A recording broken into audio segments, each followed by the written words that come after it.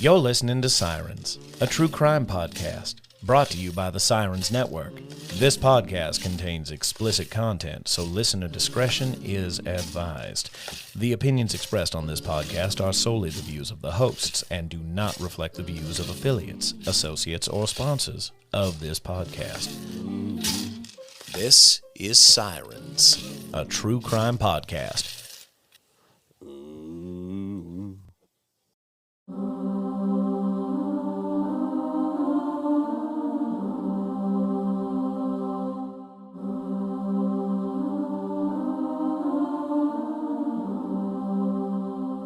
Welcome back to My Bloody Valentine, our two-part Valentine Day special. If you're just joining and haven't listened to the first part of this special, I suggest you do so. I have 7 more podcaster friends who will be joining me for crime stories of love gone wrong in this episode.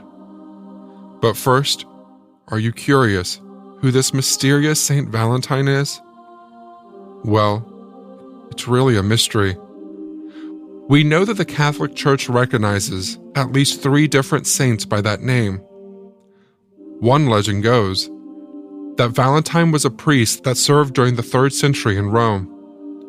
One of the Roman emperors decided to outlaw marriage for young men because they made better soldiers.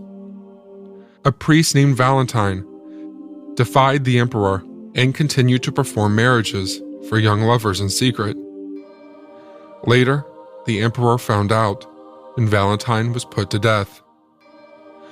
But others will say it came from Valentine of Terni, a bishop who was also beheaded by the same Roman emperor. Both Valentines became saints after their deaths. Whichever may be the case, Valentine's Day is a day of love, until that love goes wrong. Which brings us to our next story, from my friends Raven and Mandy from Sirens.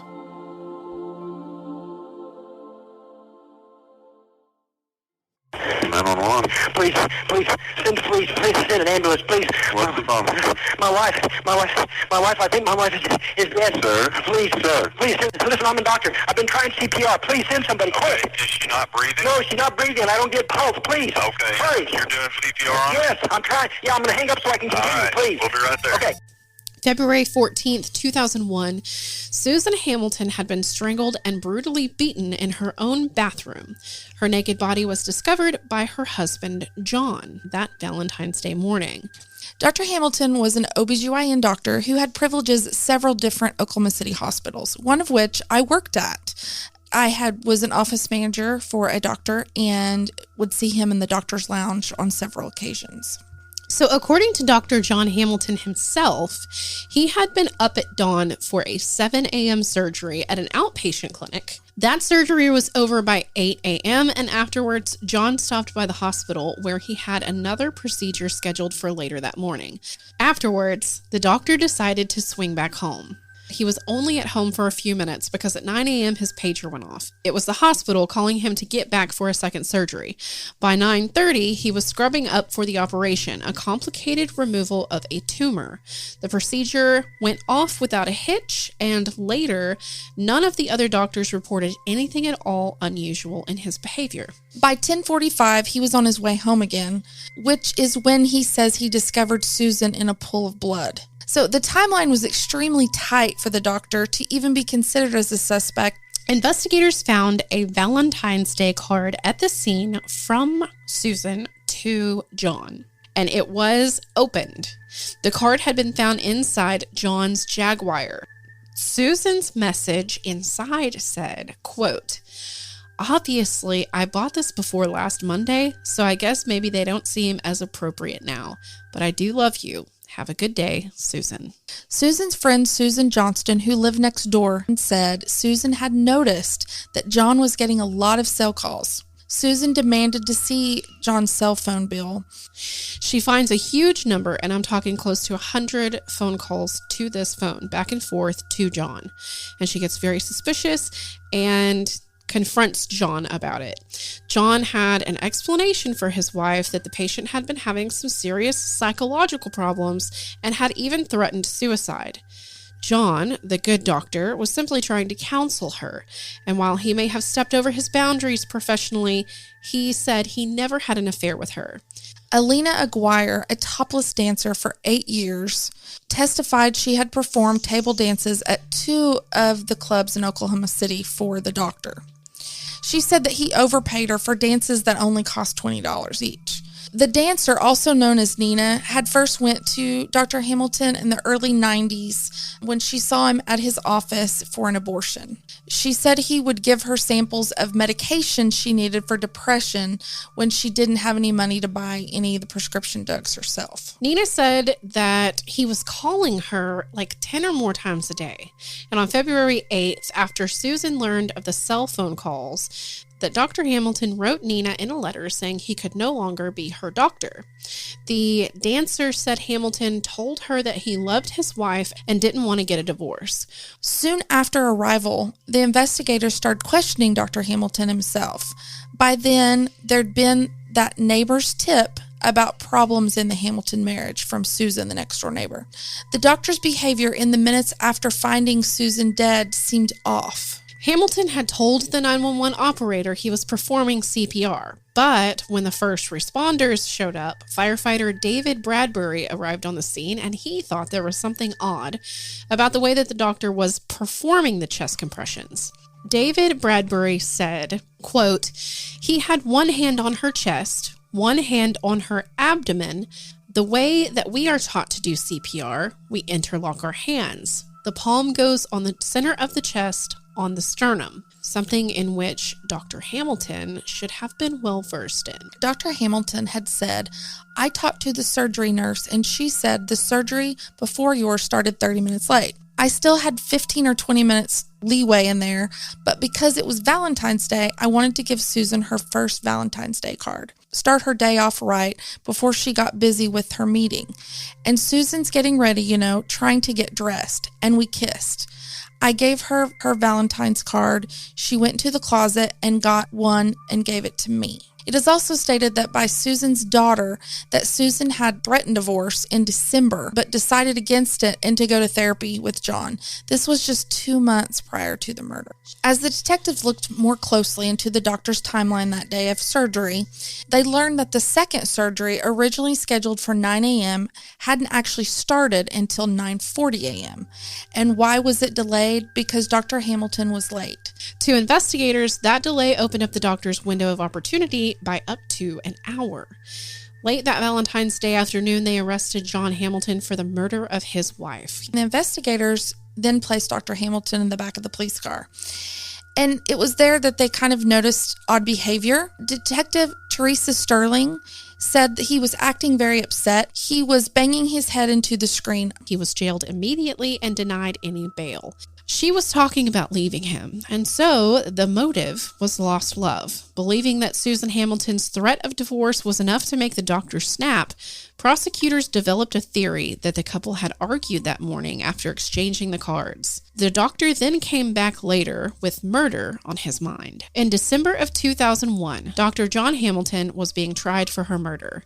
The medical examiner had determined that Susan had been strangled with 2 neckties, but her fatal injuries came from being bludgeoned with a blunt object never found at the scene. Investigators had to interpret the blood evidence left behind, and for that, they hired a bloodstain expert named Ross Gardner. Gardner carefully examined everything the doctor had been wearing that morning.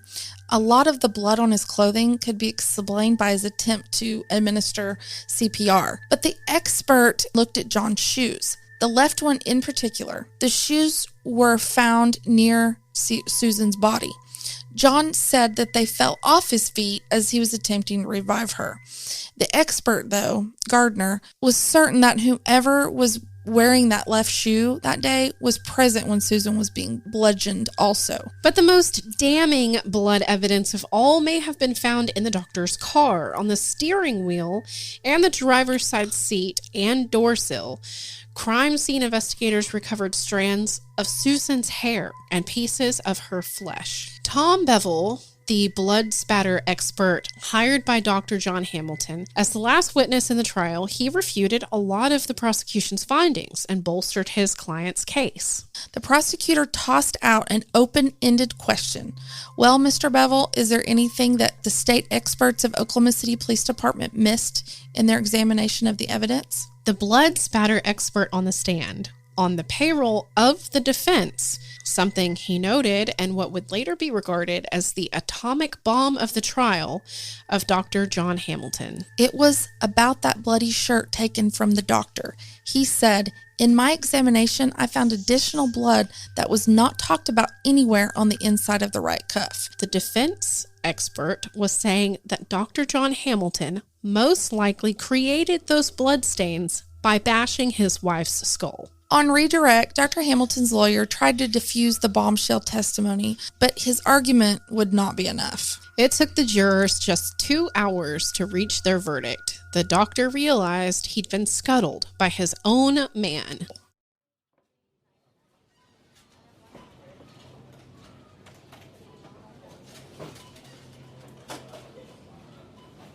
A great way to spend Valentine's Day is to go shopping together.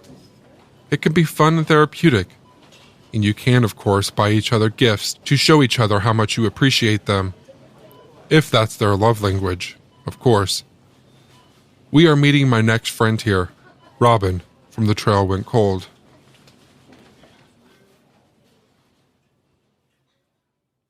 So for this Valentine's Day special, I'm going to be discussing the perfect Valentine's-themed cold case, as it involves a couple who got married on Valentine's Day, the husband being found murdered on Valentine's Day exactly 1 year later, and his wife becoming a suspect. And there are just so many crazy elements to this story. The victim in question was 26-year-old William Edward Trimbach, who went by the name Billy, and he was originally born in Morgan County, Colorado, before he moved to Carlin, Nevada during his childhood. Billy had 2 children with his first wife before their marriage ended in divorce, but on February the 14th, 1992, he got remarried to 37-year-old Cindy Trimbach, who had 4 children of her own from a previous marriage. The couple then moved to Billy's home state of Colorado, where he started his own automotive and diesel repair business in the unincorporated community of Stoneham. However, Cindy would soon receive some life-changing news when she learned she had contracted the HIV virus, which developed into AIDS, so doctors gave her about 2 years to live. Since Cindy's ex-husband, Bob Osmundson, also contracted AIDS, she suspected that she originally got it from him. To further complicate matters, Cindy was also pregnant with Billy's child during this time period. She would give birth to a daughter named Allison, who turned out to be perfectly healthy and did not have the AIDS virus. Most of the money Billy made from his business went towards Cindy's medical care, and they would even travel to Mexico to seek out experimental treatments for her disease. Well, on the couple's 1-year wedding anniversary, which happened to be Valentine's Day in 1993, Cindy contacted the Weld County Sheriff's Office in order to report Billy missing, claiming that she had not seen him since the previous morning of February the 13th. Cindy's 9-year-old son, James Osmundson, told police that he saw Billy leaving their house that morning with an unidentified man driving a white sports car, and he believed that Billy was planning to help the man repair something. Well, on the same day he was reported missing, Billy's body was discovered in neighboring Morgan County in a snowbank on the north side of the Interstate 76 frontage road near the small town of Wiggins. He had been shot at close range in the head, abdomen, and arm. The location was about 45 miles away from Stoneham, and it was suspected that Billy was shot elsewhere before his body was dumped by the road. In an odd coincidence, on the night before Billy's body was found, the Morgan County Sheriff had actually driven by that exact spot and recalled seeing multiple vehicles parked there. In retrospect, the sheriff believed he may have unknowingly driven past Billy's killers, dumping his body. Investigators started to become suspicious of Cindy when she told them she had also driven by that same spot on the evening of February the 13th while she was searching for Billy. But like I just mentioned, the location was 45 miles from where the Trimbachs lived, and Billy and Cindy did not have any known ties to the area, so why would she have felt the need to drive all the way out there? It almost appeared as if Cindy was trying to fabricate a cover story in case any eyewitnesses saw her in Morgan County that night. Investigators also discovered that a $440,000 insurance policy had been taken out on Billy's life shortly before his death, and it appeared that his name had been forged on the application. They decided to perform a search of Cindy's Chevy Suburban and found some small amounts of dried blood on the back seat, which were consistent with Billy's blood. There were also some items in the vehicle which seemed to match items which had been discovered near the spot where Billy's body was dumped. While the murder weapon was never found, a 9mm handgun Billy owned was missing from his home, and his gunshot wounds were consistent with a 9mm. Due to the cloud of suspicion surrounding her, Cindy decided to take her kids and leave Colorado almost immediately after Billy's funeral, and they relocated to Cindy's original hometown of Butte, Montana. But then the case would go in a truly tragic and unexpected direction. On April the 12th, 1994, the Butte-based newspaper, the Montana Standard, published an extensive article about Cindy's struggles with AIDS and her being a suspect in Billy's murder. It was common knowledge throughout the community that Cindy and her first husband, Bob, were both dying of AIDS, and their son, James, who was 10 years old at this point, was frequently teased and bullied by the other kids about this while attending Margaret Leary Elementary School. Well, it appeared that James finally reached his breaking point because on the very same morning that the Montana Standard ran their article about his mother, James showed up at school with a .22 caliber pistol. James then proceeded to pull out the gun on the playground, challenge one of his tormentors to a fight, and then fired off 3 shots. One of the shots wound up striking an 11-year-old student named Jeremy Bullock in the head behind the ear. Jeremy died the following day, and to make the situation even more tragic, he was not one of the kids who had been bullying James and was only caught in the line of fire. At the time, James was considered to be the youngest school shooter in American history, though that record has since been broken. Given his young age, James was too young to be charged with murder, so he was sentenced to 2 years in a residential psychiatric treatment center and wound up being placed in foster care following his release. By that point, James's mother and father had both died due to complications from AIDS, with Cindy passing away on March 1, 1995, at the age of 40. Morgan County investigators eventually decided to travel to Montana to re-interview James, and he finally admitted that his story about having seen Billy leave their house with a man in a white sports car was false, and he had lied to protect his mother.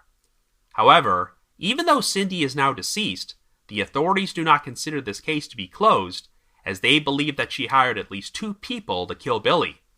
Over the years, various informants have told law enforcement that a drug dealer from the municipality of Fort Morgan had bragged about murdering Billy with an accomplice. It's been reported that one of these potential suspects was ready to confess to the crime, but his attorney would not allow him to be interviewed, and he decided to kill himself in 1998. The other potential suspect appears to be a man named James Samuel England, who was arrested in April of 2008 on unrelated burglary and car theft charges, and publicly named as a person of interest in Billy's murder by the Morgan County Sheriff's Office. But it seems apparent that investigators lack the necessary evidence to file murder charges against England or anyone else who might be involved. In 2018, on the 25th anniversary of the crime, the authorities did confirm that the investigation was still open, and they believed there was still a killer on the loose in rural Colorado. Well, we have now officially reached the 30-year anniversary of the crime, but unfortunately, the murder of Billy Trimbach continues to remain unsolved. So yes, I'll say it. I guess you could say the trail went cold. And happy Valentine's Day, I guess.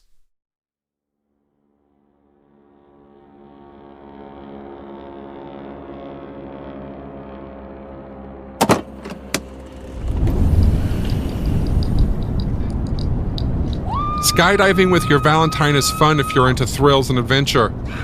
You can both take the jump together to feel alive and energized for the rest of the year. Up next is Method and Madness with my friend Dawn.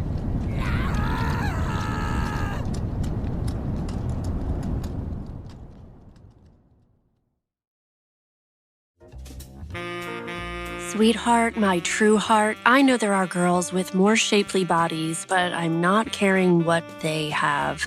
I have the greatest part of all blessings, a noble man's deep, true, eternal love.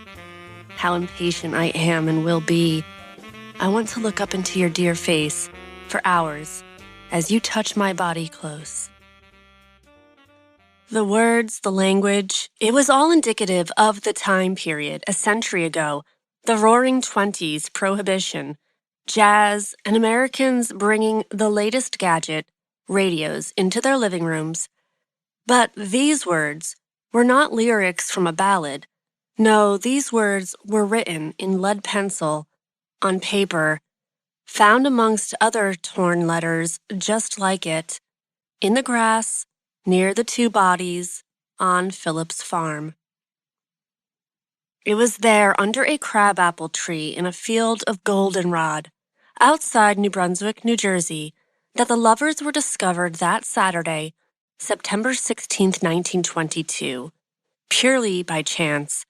It was a man and his underage girlfriend that came across the scene while out for a walk. It was obviously foul play. The couple was lying on their backs, next to each other.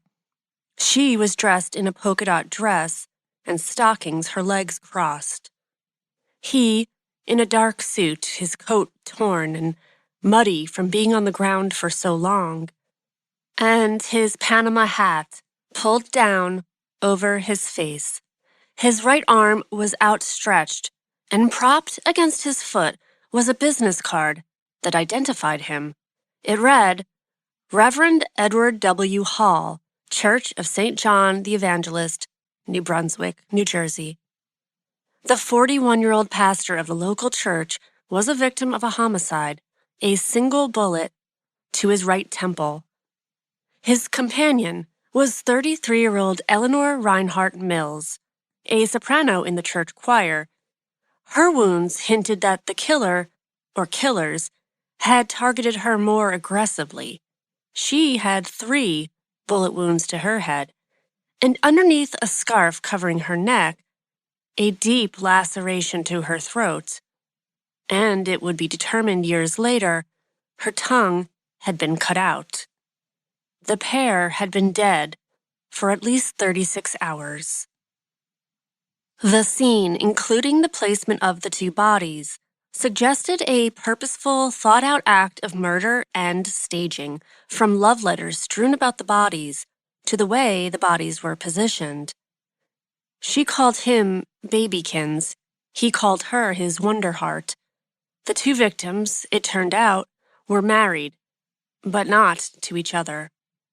Their affair began about 4 years previously in the church, igniting rumors and prompting whispers of a scandalous nature, a pastor, a member of the choir, love letters tucked safely inside hymn books and passed back and forth to each other on Sundays. Now, in a symbolic display, those letters were out in the open, the affair exposed, the rumors confirmed, the whispers now of a different, darker nature. Victim Eleanor Mills was married to James Mills, an officer of the church. Victim Reverend Edward Hall was married to Frances Stevens, a wealthy heiress. She was insistent that the relationship between her husband and Mrs. Mills was purely platonic, not romantic in nature. The killer clearly wanted the public to believe otherwise.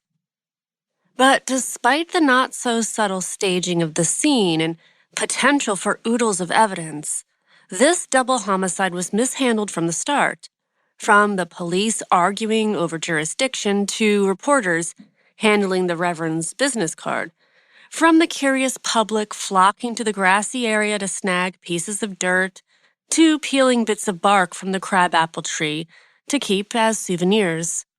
And that mishandling had a significant impact on the investigation. What could have been an open and shut case would drag on for years. Meanwhile, the tabloids were salivating. The crime had everything that sells newspapers: love, lust, betrayal, jealousy, violence, mystery. Some headlines in the following weeks read, "Murder of popular pastor and choir leader stirs entire state," and "When murder lifts a small town's lid." And the news was spreading outside of that small town and outside of that state. At breakfast tables all over the country, folks would sit down with their cup of coffee and their newspaper, eager to see what the latest headline would be.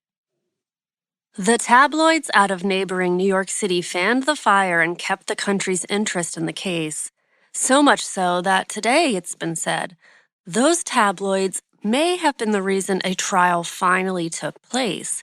They relentlessly reported on the lack of progress in the case, with headlines like, "Sorry Spectacle of Justice" and "Hall slain a year ago, but justice slumbers." Accusations had been aimed in all sorts of directions. At the couple who discovered the bodies, then to the spouses of the victims, of course, but ultimately, it was Reverend Hall's widow, Frances, her brothers, and her cousin that became official suspects, accused even by an eccentric woman that swore she witnessed the murders, despite doubts about her credibility. And it wasn't until 4 years later, the same amount of time that the lovers' romance had sustained, that a trial took place in nearby Somerville, New Jersey. The defendants were the Reverend's widow, Frances, and her brothers Henry and William. Their destiny, if convicted, was the electric chair. It made sense. Like a Shakespearean tragedy, the two lovers' ardent affair found out, their written expressions discovered in a drawer by a jealous wife, the heroic brothers coming in to defend her honor, a confrontation by moonlight, and then the final scene as the two traitors, the star-crossed lovers, meet their demise, with more violent attention paid to the young mistress in an additional act of vengeance. But alas, in the end, it was a comment in an article from the Daily News on November 20th, 1922, that predicted the outcome. Quote, "Indictments will either be returned or the case will be forever relegated to the annals of unsolved crimes." And so it was the latter. The trial ended in December of 1926 with no convictions. All three suspects were acquitted, and a century later, those murders, still discussed in a more modern sense on social media and Reddit forums. Books have been written, theories tossed around, but the case remains officially unsolved. Although only 3 people stood trial for the Hall Mills murder, and all 3 were acquitted, what happened on Phillips Farm in late September 1922? Was it the Reverend's wife?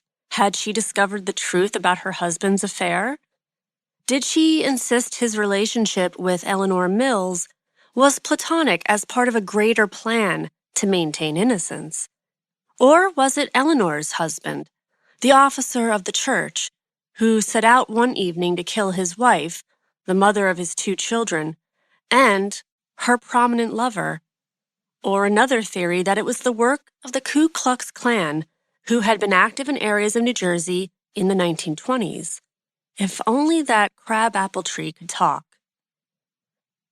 The true extent of the romance between Edward Hall and Eleanor Mills, their love for one another, would live on through those letters they'd poured their hearts into, along with diaries they had each kept and wrote in daily to express how much they missed each other, how one couldn't live without the other. Those writings would become their legacy.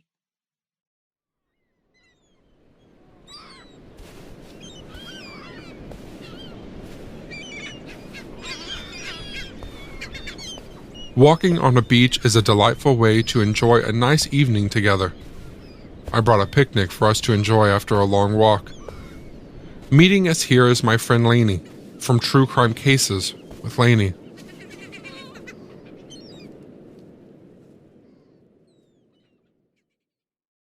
A swinger's lifestyle can be great for some, or it can be problematic for others. For one newly married couple, a wild night of sex and drugs turned deadly. Okay, on to the show.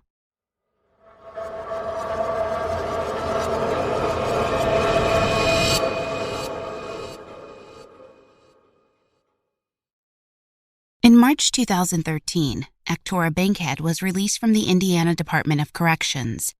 He had been convicted on February 13, 1997, of carjacking. Actora met Diane Lynn Smith shortly after leaving the Department of Corrections. After dating for a week and only knowing each other for less than 4 weeks, they married on April 23, 2013. The couple moved into Diane's house on Dr. Martin Luther King Jr. Street in Indianapolis. According to Actora himself, he found a job just a few days after being released from prison and was set on following the straight and narrow path. Actora also believed Diane was the love of his life and a godsend. On June 15, 2013, 2 bodies were found in a vacant lot in the 1100 block of Miley Avenue in Indianapolis, Indiana. An attempt had been made to burn the bodies. The 2 were identified as 27-year-old Michael Haidt and 34-year-old Crystal Lucas. Actora Bankhead was soon arrested for the 2 murders, as it was Diane who had called the police to report the bodies and how they had gotten there. In the early morning hours of June 7, 2013, Diane had come home from work. Diane and Actora were in bed when Actora received a phone call from Michael. He got up and went downstairs to talk to Michael. Now, not long after, Michael came over to their house, parking his car on Indianapolis Avenue near their house. Diane stayed upstairs while Actora and Michael sat downstairs, drinking and talking. Sometime later, Diane heard a female's voice join in, and she heard Michael tell Actora he had just met this woman, Crystal, at the liquor store. Diane went to sleep, but just after she drifted off, Actora came to the bedroom and woke her up, asking her to drive the trio somewhere to get some crack. Diane said no initially, but Actora kept on pestering her until she finally agreed. Diane drove them to an apartment at 38th Street and Boulevard Place, where Michael got out and went inside. He was in there for about 10 minutes before returning to the van. Once they returned to the house, Diane again went upstairs and went to sleep.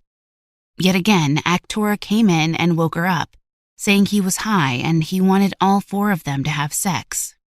Diane said she didn't roll like that and refused. But once again, Actora pestered her until she relented. Michael and Crystal joined them in the bedroom and they swapped partners. Crystal became upset when she realized Michael had sex with Diane without protection. Crystal knew Michael was HIV positive and related this information to Diane. Diane became angry, and so did Actora, saying this was like a death sentence for Diane. Actora lured Michael into the basement where he attacked him with a stun gun. Once he had Michael subdued, he hogtied him and popped his neck. Worried about Crystal going to the police and believing Diane to be jealous of her, he decided to kill her too. As with Michael, he lured Crystal downstairs and subdued her, then popped her neck too. Although it sounds as if he had broken their necks with his bare hands, the coroner reported that they had died from asphyxiation. Crystal's hyoid bone was fractured, and Michael had a fracture to his thyroid cartilage. The next afternoon, Diane went to work, not knowing what had transpired in her basement. She returned home in the early morning hours of Saturday when Actora told her that Michael and Crystal were gone. When she asked for clarification, Actora made a hand gesture across his neck. He admitted to killing them and then took Diane into the basement to show her their bodies. Diane saw the 2 naked and hogtied, lying on top of each other. Actora told her she would have to help dispose of the bodies or she would wind up like them. Diane went to work on Saturday afternoon, and when she returned home early Sunday morning, they began disposing of the bodies. The 2 loaded the bodies into Diane's minivan, then Diane drove, following Actora's directions. He instructed her to drive to a vacant lot on Miley Avenue, and they placed the bodies in some trees at the edge of the lot. While Actora removed the plastic, Diane returned to the van. He put the plastic in trash bags, then poured gasoline on the bodies and lit them. Diane later told police that it was raining and the bodies would not stay lit. After they left, Actora had Diane drive to an apartment complex where he threw the trash bags in the dumpster. After returning home, the couple removed valuables from Michael's car, including the stereo. Diane then drove it to another apartment complex before they returned home and went to bed. Over the next week, Actora kept a close eye on her and would not let her leave his side. During the same time, a friend of Michael's who knew he was at the Bankhead's house began distributing missing persons flyers in Diane's neighborhood. Michael had called this friend and said he was visiting with Actora, and then the friend saw Michael's car on Indianapolis Avenue before Diane moved it. On Friday, June 14th, 1 week after the murders, Actora finally left Diane alone for a time. She called the Indianapolis police and changed the locks. Diane spoke to Detective Harry Dunn and told him about the murders and where to find the bodies. When Detective Dunn sent an officer to the lot on Miley Avenue, the bodies were located in a severe state of decomposition and infested with maggots. In addition to the 2 murder charges, Actora was charged with intimidating Diane. While in jail awaiting trial, Actora met Jeremy Bullock. Jeremy was in jail awaiting trial on 2 burglary cases. Jeremy had previously been in prison for a murder he committed when he was 17. While in prison for his murder charge, Jeremy had been attacked several times for being a snitch. When Actora went on trial, Jeremy testified that Actora had confessed to him in jail. Actora's attorney wanted to introduce evidence that Jeremy's sentence had been reduced due to his testimony in the David Cam case, but the state objected to this. In a concession, however, the court did say the defense attorneys could question Jeremy about testifying in a different murder trial because his motive in trying to bargain for himself was relevant. The defense questioned Jeremy about his involvement with the 2006 murder trial and his sentence modification afterwards. They also mentioned his current charges and the expected sentence. Interestingly, they also discussed how in October 2014, Jeremy had written a letter to a judge asking for leniency in his probation revocation case since he was cooperating with some murder cases in Marion County. Additionally, in the 9 months he had been in jail awaiting trial, Jeremy had written 8 letters to the Marion County prosecutor, each one talking about other defendants, most in jail on murder charges. Despite the somewhat uncanny knack Jeremy seemed to have for hearing confessions, Actora was found guilty on 2 charges of murder, but not guilty on the intimidation charge. He was sentenced to 125 years in prisons, 60 years on one charge, 65 years on the other. Actora appealed his sentence, stating the prosecution prejudiced him by showing the photo of the bodies riddled with maggots. However, this photo was never shown during the trial, only mentioned. He also appealed because his defense was limited by not being able to mention the David Cam trial. The third point of the appeal was the dubiousness of Diane's testimony. All 3 points were overturned and the sentence affirmed. On the second point, the appeals court said his attorneys were able to question Jeremy Bullock without mentioning David Cam's name. The appeals court also said that the dubiousness of Diane's testimony was not valid because she was not the sole witness. Because Michael's friend knew that Michael was at the Bankhead's home, he also testified. Diane was never charged with anything, a fact that leaves Actora Bankhead puzzled and angry. In writings he did, available on the internet, he claims she was a master manipulator and a pathological liar. He says he did not have anything to do with the murders and accuses Diane, but this leaves some questions such as how did she get the bodies out of the house on her own? And how did she commit the murders? Actora continues to appeal his sentence and is confident he will get it overturned someday. He writes from prison and wants to sell his work to try and earn money for a better defense. He claims he was railroaded from day one and says investigators overlooked obvious clues he was not involved, although he does not say what these are.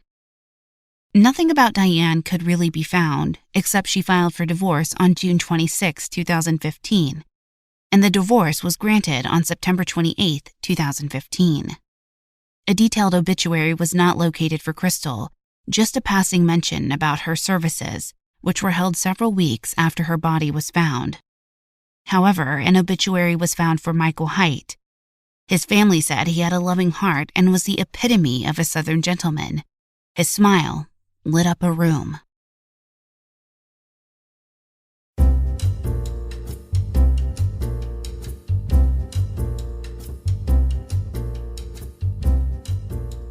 Finding places where live music is playing and just relaxing is another popular date night. The trick is to make sure you know what kind of music your partner enjoys and match their taste well. Otherwise, you may just be annoying them with music they hate for the entire evening. Up next is my friend Charlie from Crime Lines.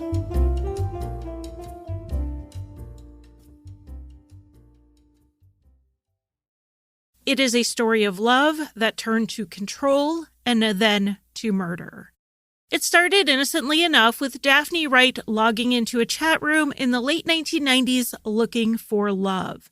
Having been born deaf, the internet introduced Daphne to a larger group of people to communicate with.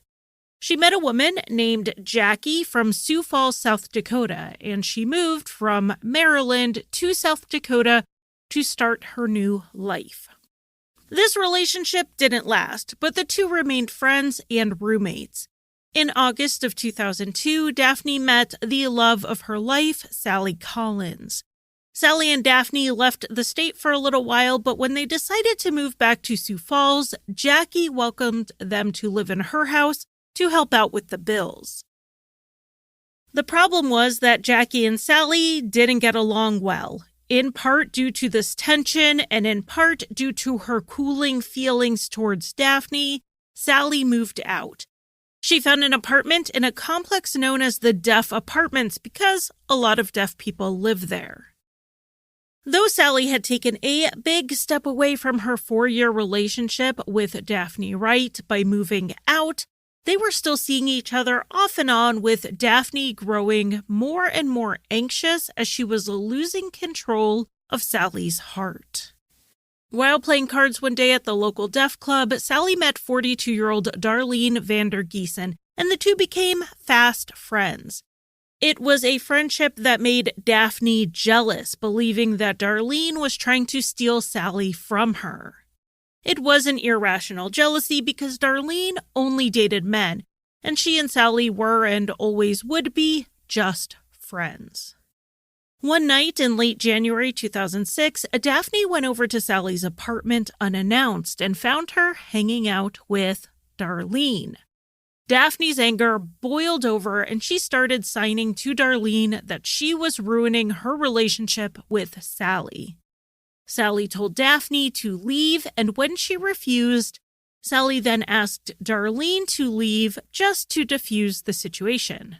As Darlene left, Daphne made an obscene gesture towards her. Daphne and Sally continued to argue until Sally called the police and the police told Daphne to go. Daphne stormed off, telling Sally she would be very sorry. Then, 5 days after the argument, Darlene Vandergiesen didn't show up to work. The next day, her parents reported her missing. A family member told the police that Darlene had been getting some insulting emails from a woman named Wendy Smith. These emails called Darlene fat and told her that she had elephant feet. Darlene didn't know anyone with the name Wendy Smith, so she believed it was someone using a fake name to send these emails. The police took Darlene's computer in for a search and found the emails. Based on some of the specific grammatical errors, the investigators deduced the writer was likely deaf, like Darlene, and English was their second language after American Sign Language. In continuing to check Darlene's inbox, they also found an email from Daphne Wright that matched the same syntax from the emails that came from Wendy Smith. So they checked the IP on the Wendy Smith emails, and it led them right to downtown Sioux Falls to the home of Jackie, where Daphne was still living. At first, Daphne denied to the police that she sent the Wendy Smith emails, but eventually fessed up to it. Over the course of the interview, Daphne changed her story 7 times, but she denied having anything to do with Darlene's disappearance. She admitted she wanted Darlene to stay away from Sally, but she insisted that she and Darlene had smoothed things over after the argument at Sally's apartment. Based on the emails sent and Daphne's changing story, the police got a search warrant for her house. And when they entered, they were immediately hit by a number of smells, the strongest of which were paint and cleaning chemicals.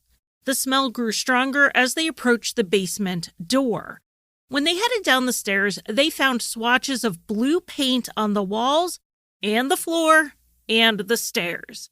Not an even coat, but rather a quick, spotty patch job. In scraping the paint, they found small amounts of blood, tissue, and bone fragments and bone chips. And in a trash can upstairs, they found a half-empty bottle of chainsaw lubricant and a receipt for a chainsaw.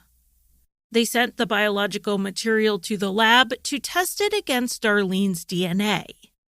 Believing that Darlene Vandergiesen had not just been killed but also dismembered by Daphne Wright, they began a landfill search.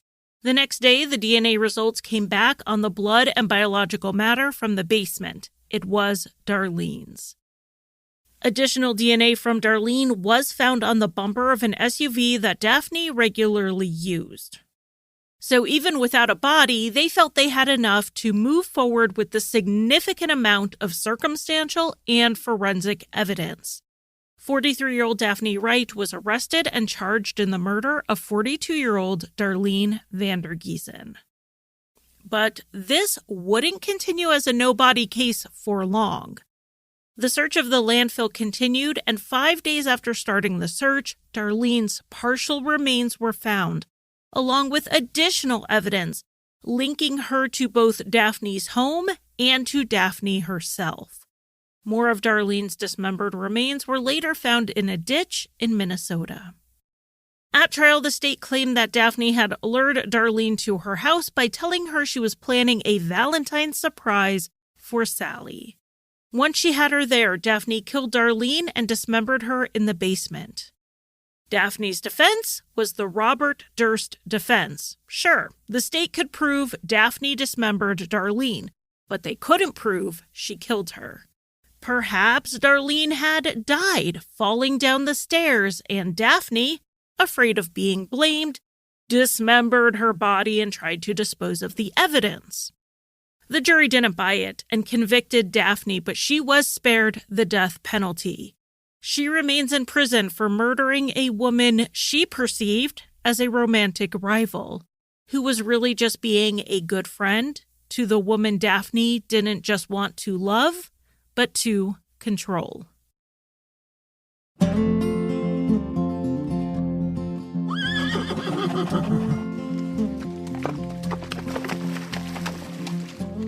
Riding horses is a fun date. Horses are majestic, and riding them is fun, especially on trails you've never been on before. If you aren't comfortable with riding horses, carriage rides are always the next best thing. Up next is Love Murder with my friends Jesse and Andy.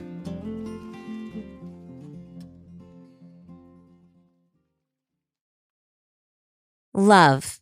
Nothing else has the incredible power to move people like love.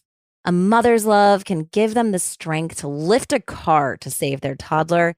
It can inspire incredible works of art and literature. It can bring communities together.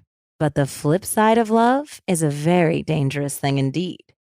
That kind of love is the kind that topples empires, burns down villages, and thirsts for revenge at any cost.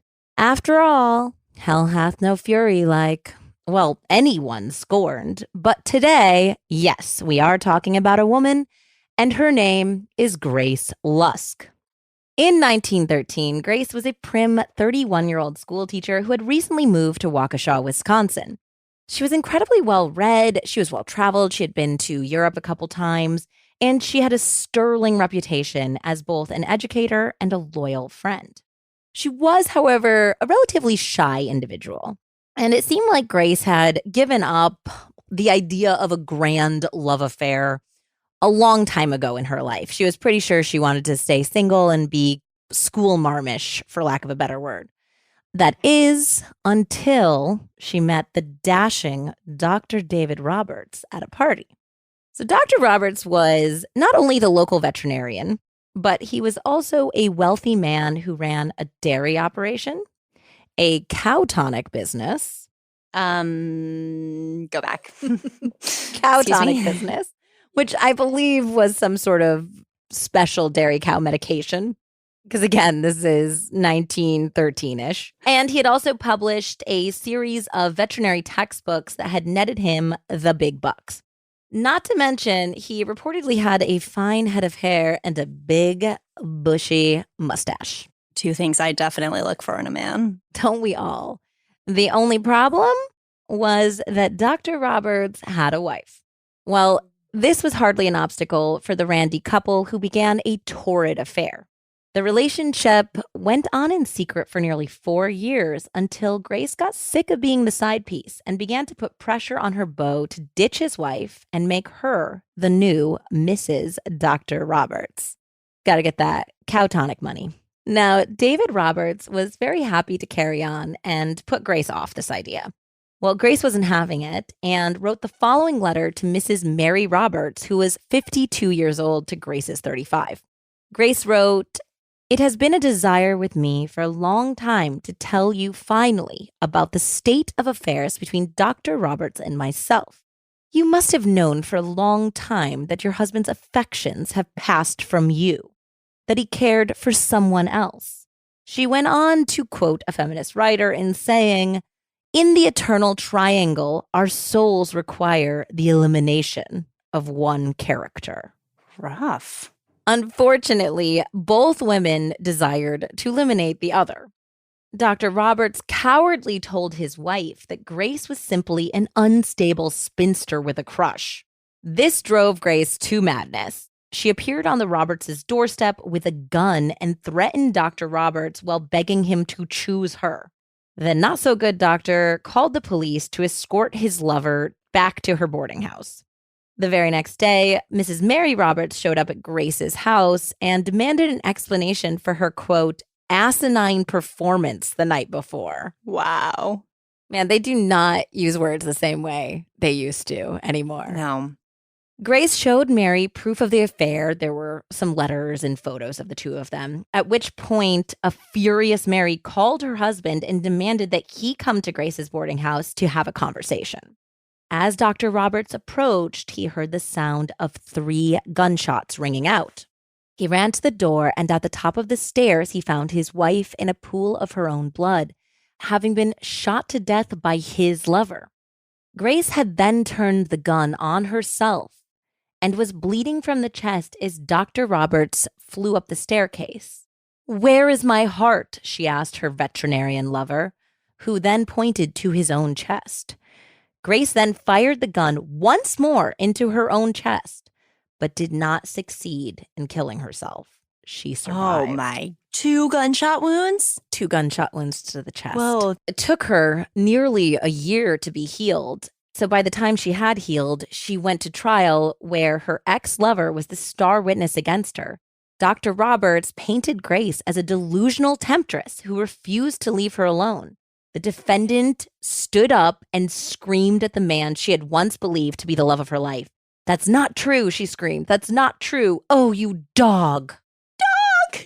Grace Lusk was found guilty and sentenced to 19 years in prison for the murder of her romantic rival, Mrs. Mary Roberts. Upon hearing the verdict, Spicy Grace leapt at the prosecutor and attempted to strangle him. Honestly, this is so dramatic. She went from not wanting to ever be with someone to killing someone to try to be with this dude. I think it was repressed. I think that she got to a certain age. I mean, we're talking about 1913 at this point. So 31 was considered a little bit over the hill. Yeah. I think at that point she was like, well, I'm going to dedicate myself to my students. New year, new me. I'm going to do this thing all on my own. And then she got a taste and she did not want to let it go. So 5 years later, the court pardoned her in 1923 due to her supposedly failing health. And she did get out and marry a brave soul named Edwin Brown, which goes to show that there really is someone for everyone. She then did pass away in 1930 at the age of 52.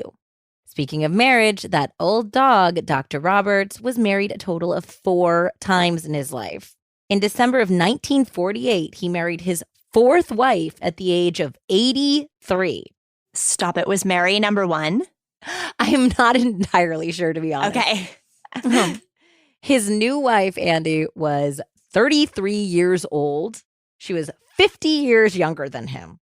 The old codger boasted to the AP, "More than 50 women have told me that they loved me, but now I'll have to tell all the rest. Goodbye, girls. I'm through." Okay, mister. So that is the tragic tale of schoolmarm Grace Lusk, who killed her romantic rival, Mrs. Mary Roberts. Wow, that was a real incredible, short little Valentine's Day taste. Well, thanks so much for listening. It got real love murdery up in here. And thanks to all of you guys for giving us a shot.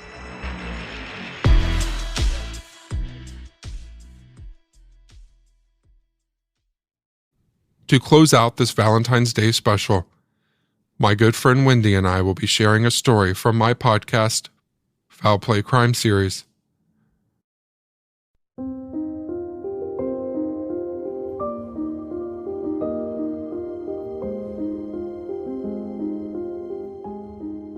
Everything will be wonderful someday.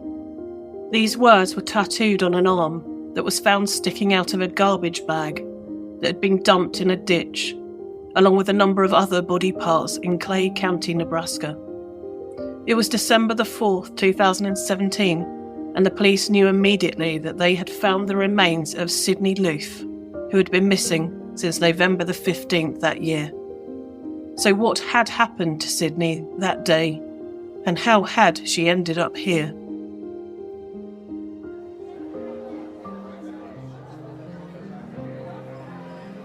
Let's go back to Wednesday, November the 15th, 2017. Sydney was excited. Last night she had been on a date with Audrey, a lady she met on Tinder, and they had hit it off straight away. Sydney had even sent a picture of the two of them together to her friend Brittany. Sydney applied her makeup and pulled on a cream shirt before grabbing her white Colombian brand jacket to complete her outfit. She took a quick selfie and posted it to Snapchat, saying "ready for my date," before heading out the door. Her mother, Susan, saw the message later in the evening and was excited for her daughter, sending her a quick text saying, "How come you didn't tell me you had a date?" She was glad that Sydney was getting out and meeting people, and deep down hoped that this could be the start of happier times for her daughter, who had been suffering from depression. The next morning, Sydney failed to turn up for her shift at the local home improvement store that she worked in. Her colleagues were concerned and went to her apartment, where they found her car outside but nobody home. They contacted her mother, Susan, who lived 150 miles away. Susan was shocked to receive the call, but also had a gut feeling that something was wrong. Sydney hadn't replied to her message last night and hadn't called her today. They were very close and spoke most days, so she had already started to worry a little. Susan filed a missing persons report. Sheriff Alan J. Moore, the sheriff of Saline County, Nebraska, affidavit in court stated, Quote, "On November 16, 2017, the Lincoln Police Department received a report of a missing person. The missing person was identified as Sydney Loof, a 24-year-old female, date of birth August 21st, 1993, who had been residing in Northeast Lincoln.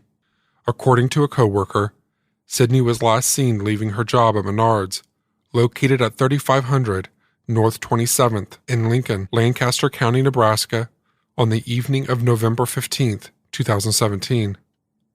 Sydney failed to show up for her shift on the morning of November 16th, 2017. Sydney was reported missing by her mother, Susan Loof, who lives in Neely, Nebraska, at approximately 5 p.m. on November 16th, 2017. End quote. The search for Sydney began. Missing persons posters were issued showing 3 pictures of Sydney, including the selfie taken just before she went out on her date. She was described as 5 foot 7 inches tall, 135 pounds, with blonde hair and blue eyes. Her family took to social media, begging people to come forward if they knew anything. 12 days after Sydney's disappearance, Lincoln police asked for the public's assistance. They were trying to locate 2 persons of interest: Bailey Boswell, aged 23, and Aubrey Trail, aged 51. No further information was provided. No connection to Sydney was specified. They just stated that it was part of an ongoing investigation. And then the following day, on November the 29th, Lincoln Police Department posted a picture of Sydney on their Facebook page with the words, Quote, "The investigation into the disappearance of Sydney Loof continues as investigators search various areas in Saline and Gage counties. Searches are being conducted in multiple agencies, including the Gage County Sheriff's Office, Saline County Sheriff's Office, United States Marshals Service, Nebraska State Patrol, Lincoln Police Department, and the FBI. Investigators are searching for any evidence that may help locate Sydney. If you see law enforcement officers searching, we ask that you avoid the area to avoid disruptions to the search. Sydney's family and law enforcement are diligently working to locate her and encourage anyone with information on her whereabouts to call LPD at 402-411-6000." End quote. In the comments under this post, there were many praising the police and supporting the family, but hidden between them were 2 posts that stood out. A lady posted, quote, "The suspects posted 2 new videos," end quote, with links to the videos in question on YouTube. These videos were removed very quickly, but I did find another video by Aubrey Trail, dated November the 30th. Trail is a heavy-set man with dark hair and is wearing a black zip-up hoodie. The video is just over 9 minutes long. Here are some snippets. I've been watching a lot of posts and comments today. So far today, from the comments, we have apparently murdered this lady.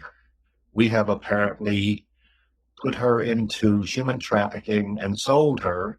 And not only did we do that, we used the money. We went to the casino that weekend and used the money that we sold her for. Bailey didn't drop her in a friend's house. She dropped her off in her drug dealer's house, Bailey's, according to the comments you guys are making. We've pretty much decided to turn ourselves in and see where this goes. Because now we're seeing on the news, the people of Wilbur are terrified because I guess we're guilty by association, which is fine, because I've never made an excuse for anything I've done in my life. I do what I do. And there is a second video from both Trail and Boswell, again denying all allegations that they were involved, but admitting that Boswell was the person who went out on a date with Sydney that night. The second video is really creepy. They are sat in a car, Boswell in a black hoodie, hood up, and large sunglasses. Trail is off to the side in a black hat. Throughout the 9-minute video, Boswell does not move, just staring straight-faced into the camera. So how did the police find a link to Bailey Boswell and Aubrey Trail? The FBI traced the ping from Sydney's phone to Wilbur, Nebraska, about 40 miles from Sydney's apartment. And more specifically, the ping was from the apartments where Boswell and Trail lived. Both of them had extensive criminal histories, including theft and scams, but nothing violent. When the police turned up to question them, they were nowhere to be found. But their landlady mentioned that their apartment had smelled strongly of bleach. A police warrant was obtained, and as they searched the basement apartment, they found a few unusual items. A dog leash, even though the couple did not own a dog. A sauna suit with a crotch cutout, zip ties, a hatchet, a plastic drop cloth, smeared with blood, and a book on anatomy. The apartment was filthy, untidy, and cluttered. Apart from one room, which had been scrubbed clean, alarm bells were ringing. The police followed Boswell's cell phone data from the day that Sydney went missing, searching roadsides, ponds, and scrubland. It was along one of these roads the first garbage bag was found in a ditch, quickly followed by a further 12 in the surrounding area. Most of Sydney's dismembered, bruised body was recovered, apart from her upper left arm and her internal organs, which have never been found. The autopsy showed Sydney's cause of death as suffocation. Trail said that Sydney had died during a BDSM game gone wrong, and that Boswell was not involved. Both Trail and Boswell were charged with first-degree murder, conspiracy to commit murder, and improper disposal of human remains. Trail stood trial in June 2019. During the trial, many women testified who said that they had met Boswell on Tinder and been given money and luxury items to engage in group sex and scams with Trail and Boswell. It was like a cult. And the trial became even more bizarre when Trail rose from his seat, shouted, quote, "Sydney is innocent, I curse you all," end quote, and slit his throat with a sharpened pen. Trail survived. He also suffered 2 heart attacks and a stroke during his 3-week trial, but was finally convicted on all 3 counts and sentenced to death. This is what Trail had to say after his sentencing. I won't say I'm sorry, as that would be an insult to you after what I've put you through, and I won't ask for forgiveness as I don't believe there is such a thing. Boswell, whose trial took place in September 2020, was also found guilty on all 3 counts and sentenced to life imprisonment. Thank you for listening. Tinder can be fun, but it can also be deadly. Stay alert, meet in a public place, and stay safe. And happy Valentine's Day.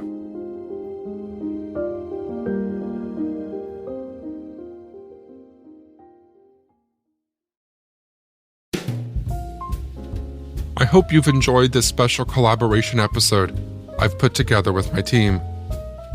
And I'd like to thank each of my podcaster friends for joining in with me and sharing their story. Love is desired, love is complicated, and sometimes love is deadly. But when you find it, and when it's true, I'll argue it's worth the journey and risk to find it. Just be cautious and be safe. All of the podcasts you heard from are listed in the show notes. Again, I'm Shane Waters from Foul Play. It's been my pleasure being your Valentine tonight.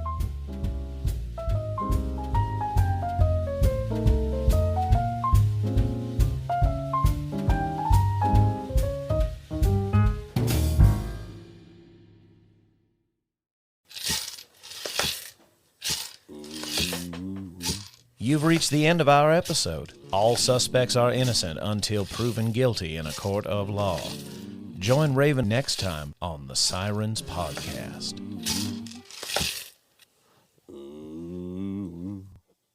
Do we have an outro? That's our outro, isn't it?